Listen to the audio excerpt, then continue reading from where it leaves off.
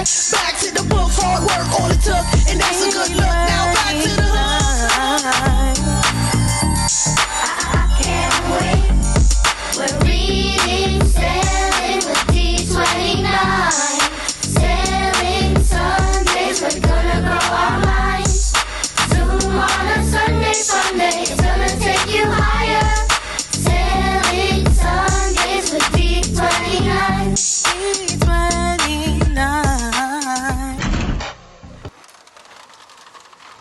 Good evening, and welcome to Sailing in Time by Reading in D29.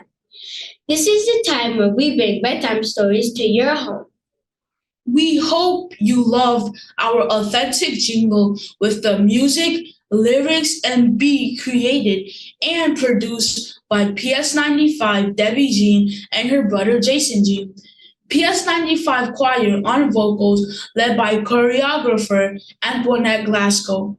A big shout out to the administrative team at PS95, Principal Kim Hill, Miss Williams, and Miss Fennell for their leadership and for supporting D29's literacy initiative.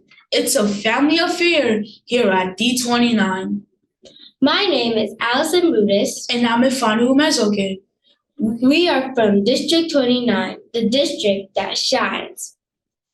We are students from PS91's Blazer TV, where Dr. Lisette Olivo is our principal. We will be your Sailing in Time host this Sunday. This is a time where D29 joins you and your families as we bring literacy to your home. We bring guest readers to you every Sunday at 7 p.m., except on holidays. Sailing in Time aligns with the Mayor and Chancellor's Literacy Initiative. New York City Reads, supporting the bright stars and bold futures. And now we want to share our mystery word for this evening's book of choice. The mystery word is intrigued. Let's take a moment to review the definition.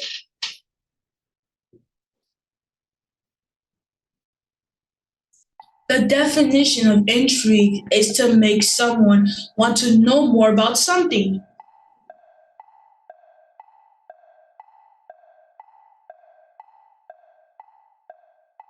Our next word is stupendous. Let's take a moment to review that definition. The definition of stupendous is extremely impressive.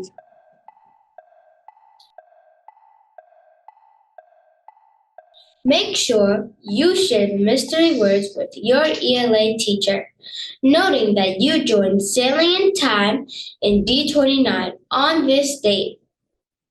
We will see at the end of the month which school will win prizes in celebration of being the school with the most students who tuned in this evening. Also, please don't forget to answer the survey poll and scan the QR code that appears on the screen to add your name, grade, and school.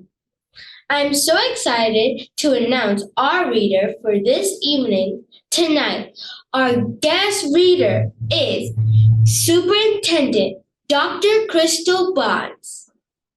Dr. Crystal Bonds is the superintendent of D29, serving our 36 schools and 17,000 students. Superintendent Bonds was a student in the district, a teacher, and a parent here.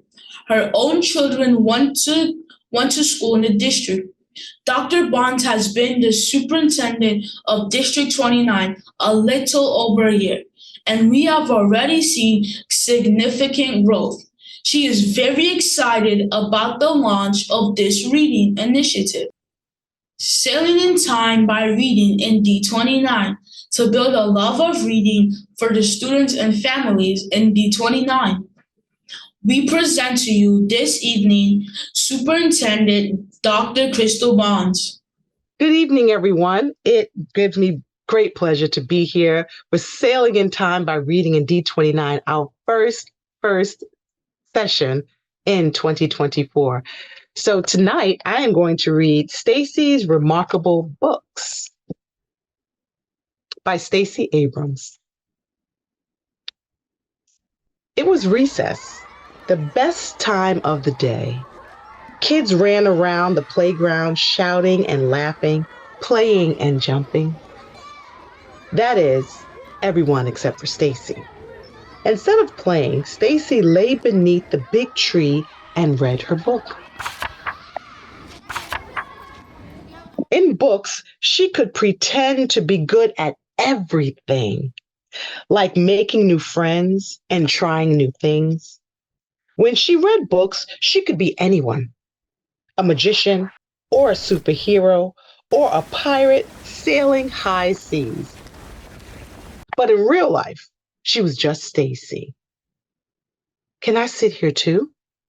Stacy looked up and she saw Julie, the new kid. They were both in Mrs. Blakesley's class. Sure, Stacy said. Want to read one of my books?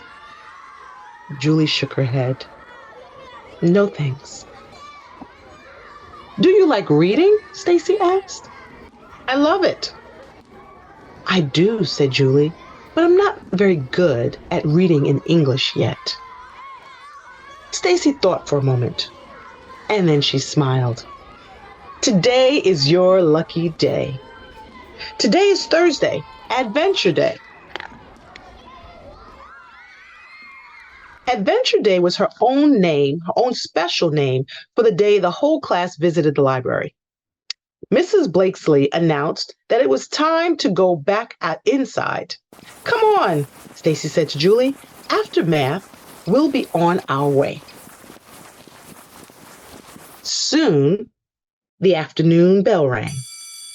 Together, the class walked through the halls to the library. The amazing room of books and magazines and computers and, best of all, stories. When the class entered the library, Mr. McCormick, the librarian, greeted them with a smile. Then he repeated what he said every Thursday. Welcome to the Library of Learning. Touch everything, read anything, find your new favorite book, and be kind. Stacy showed Julie her favorite section of the library. Taking turns, they picked out a stack of books almost as tall as they were and walked carefully to a yellow reading table. Mr. McCormick says we can find the answers to almost every problem in the library, Stacy said. My mom and dad said reading well takes practice, so why don't we practice together? At home, I read in my family's language, Julie explained. Intrigued, vocabulary word. Stacy asked, what language does your family speak? Vietnamese. Julie looked around the rows and rows of books that lined the library walls.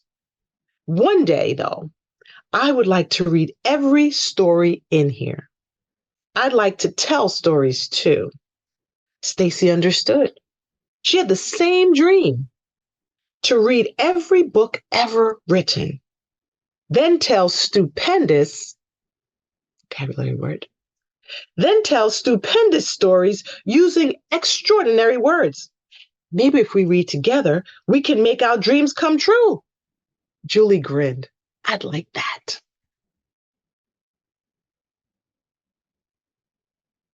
From then on, every Thursday, Stacy and Julie went on their own adventures. They hunted through the bookshelves to find tales they could read together. They giggled about an octopus who could play 8 instruments.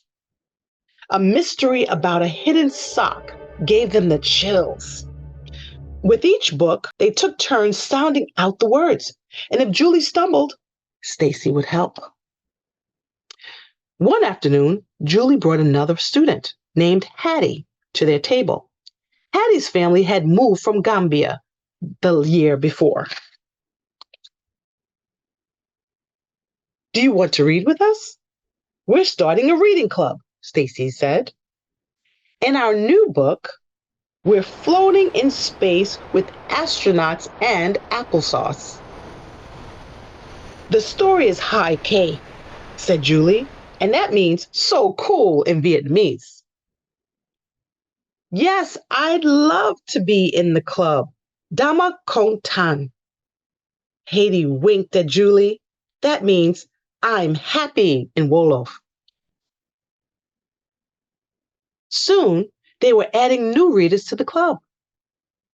They read at recess, at Julie's house, by Hattie's pool, in the park at Sam's birthday.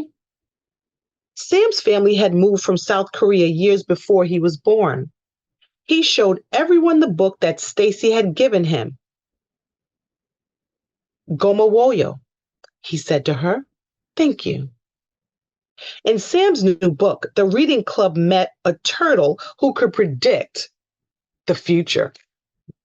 With her friends, Stacy learned beautiful words in languages she had never heard before. And she got to know more kids in her class.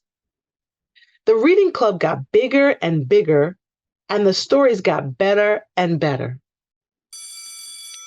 When the bell rang one Thursday, Stacy quickly got in line. Jenny, who sat on the other side of the class from Stacy, came over. I'd like to join the reading club. I checked out an awesome book about a dinosaur who learns to dance in the ballet. Jenny was very popular, but Stacy had never talked to her. I haven't read that one yet, Stacy said shyly. Vamos a reír mucho. Jenny exclaimed in Spanish, we're going to laugh a lot. More and more kids began to join the reading club. Like Vikal, whose family came from Indonesia. Even kids from Miss B's class, each brought their own words and different histories. Mr. McCormick got permission for the reading club to stay after school. He brought them books written about where each of them were from or in the languages they spoke. One afternoon after recess, Julie and Stacy finished another terrific story. You want to play kickball? Julie asked. Stacy shook her head. No thanks. Why not? They look like they're having so much fun.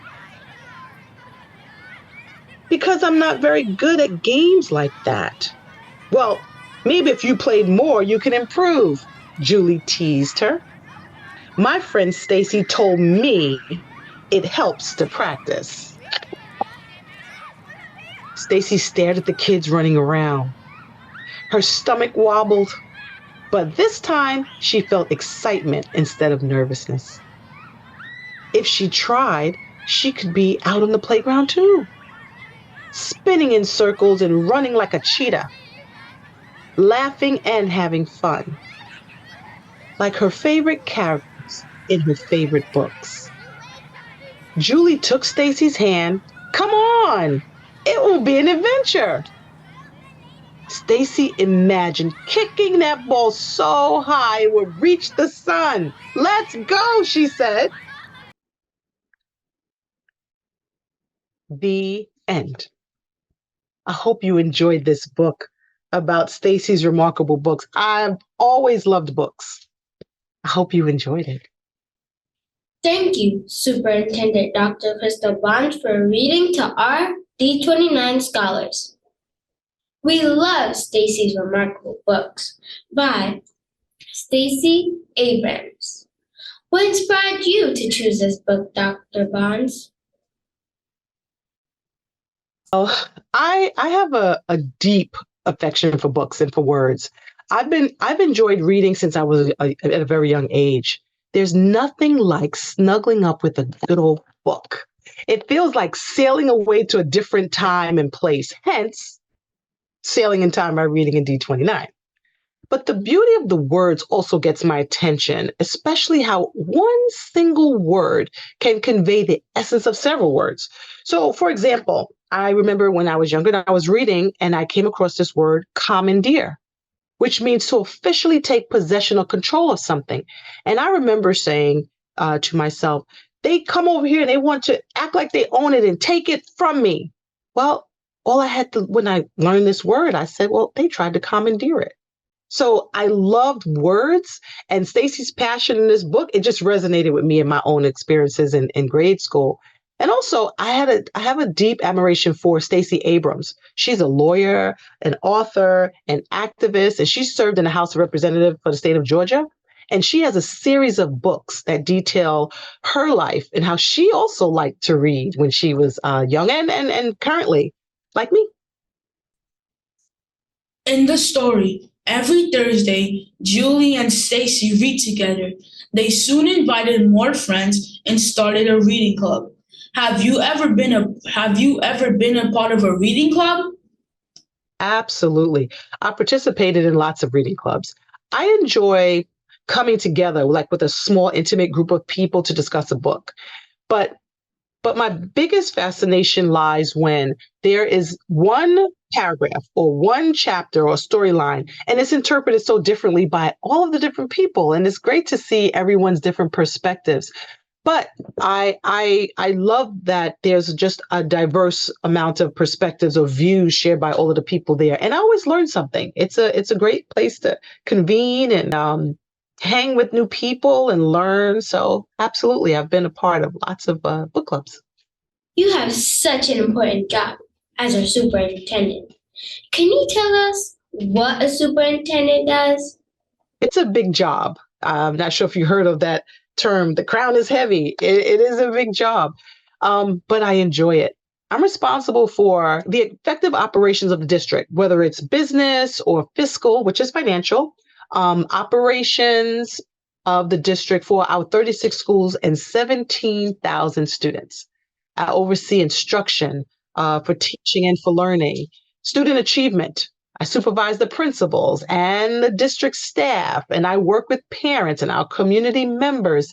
And it's a lot of things all at the same time, activities, but I love it. I love what I do. We love having you as our superintendent. Can you tell us a little more about yourself?